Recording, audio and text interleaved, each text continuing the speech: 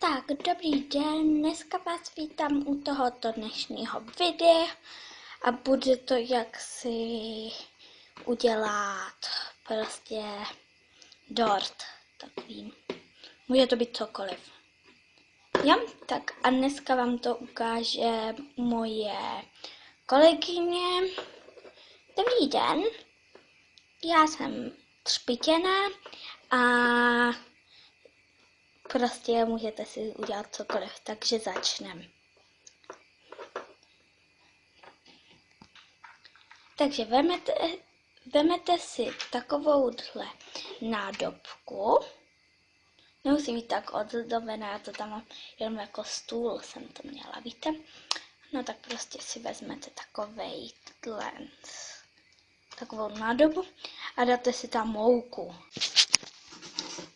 Tak a stačí jenom tolik toho. Teď si vezmeme gránko.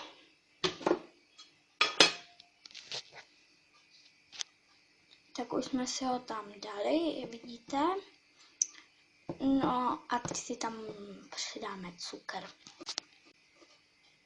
Tak a když si to tam dáme, tak si to promícháte a dáte vodu ještě.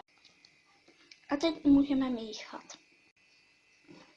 Tak a když už to máte promíchané tady, tak si vemte něco, třeba nějakou krabičku a v ní to prostě udělejte jakýkoliv tvar. Já si třeba udělám dort, takhle. Tak, když už máte předáno, tak vidíte, jak to mám. No tak dejte jenom do trouby. Vidíte? A už to tam mám 5 minut, tak si to vytáhnu.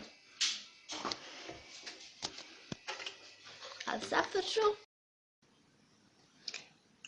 Tak, a teď si to ochutnáme. Chutná dobře, že?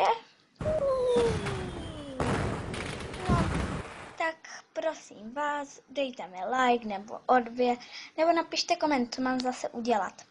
Ano? A tak se podívejte na další videa.